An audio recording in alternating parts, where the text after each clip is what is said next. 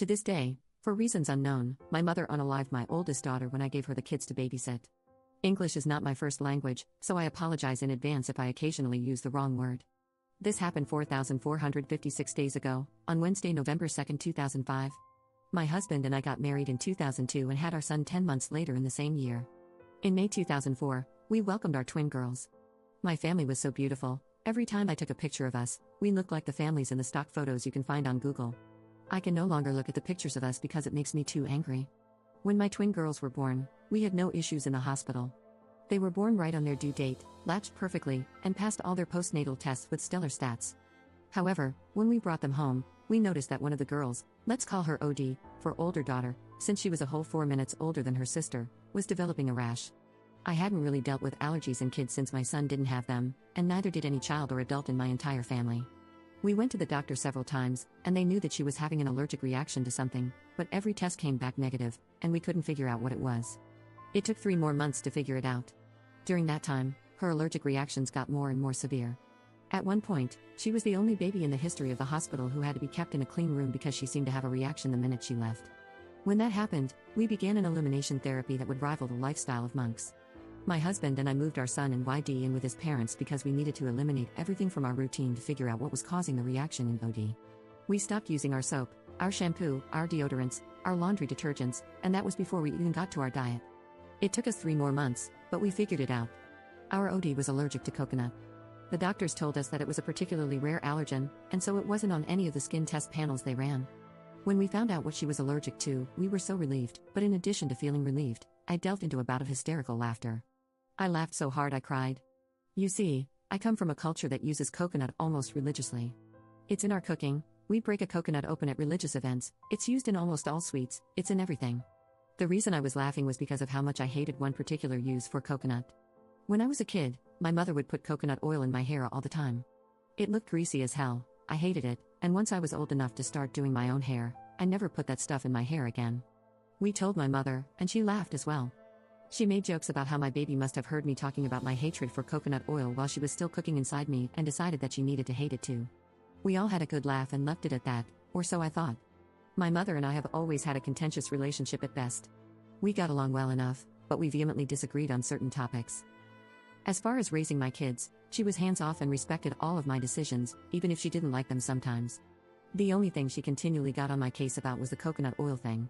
You see, my girls have very textured and curly hair. It was a little on the rough side, and my mother always insisted that a little bit of oil would make the curls soft and more defined, but I always said no. Sure, we could have used a different type of oil, but my girls were still so young, and the allergy process had made me terrified of incorporating new things into their routine.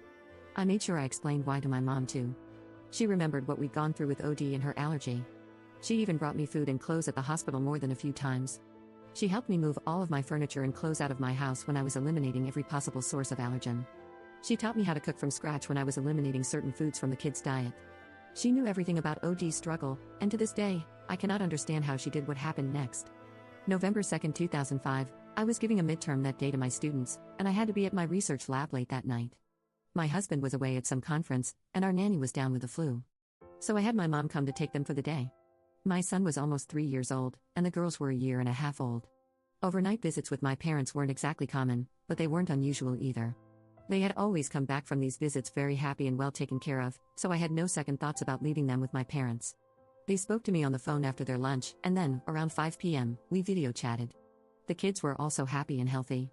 I got home around 10:30 p.m. that night and called my mom to see if the kids were up by any chance, and I could say goodnight. I missed the kids by about 20 minutes, they'd already gone to bed. So I talked to my mom for a little bit, but she's a pretty early sleeper too, so we hung up and went to bed. I woke up around 5 a.m. the next morning to go pick up my husband from the airport at 6. I picked up my husband, and neither one of us was very hungry yet, so we thought it'd be a nice treat to pick up the kids first and go to brunch with my parents. We got to my parents' house at 7:45 a.m. My parents weren't there. My son was at the neighbor's house and ran outside with the neighbor as soon as he saw his daddy and me pull up. He was hysterical and crying, and I couldn't calm him down. My blood pressure was rising because now I'm thinking that something horrible had happened to my parents.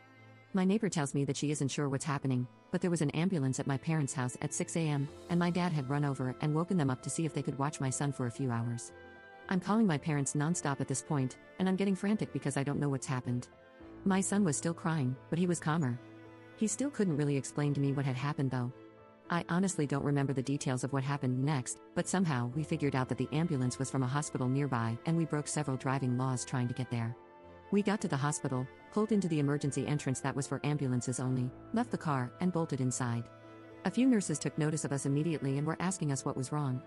I was calmer than my husband at this point, so I explained that I didn't know, but my twin girls and my parents were here somewhere. I'll never forget the look on that nurse's face. She knew exactly who I was at that moment, and she was about to cry.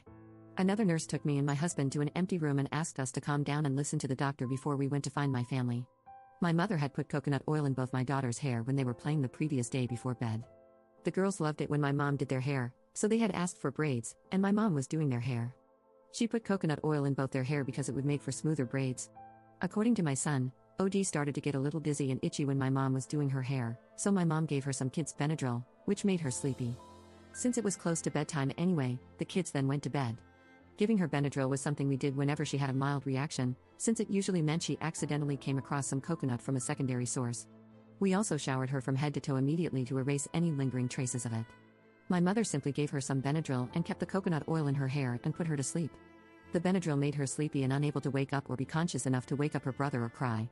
She vomited in her sleep, and the rash spread all over. Her little body was swollen to twice the size. She had asphyxiated in her sleep. She went painfully and slowly in the early hours of the morning.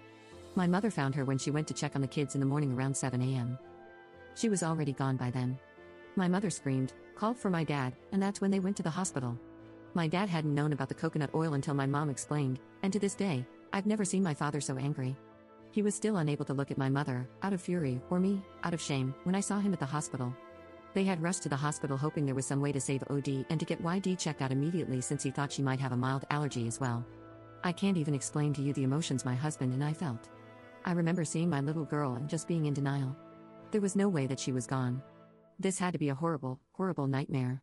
The following days, the funeral, and explaining to my other kids what had happened are events I still can't talk about because it just breaks a part of me. My mother was investigated, as was my entire family. I almost lost my kids to my country's version of CPS once because they thought my kids were in danger.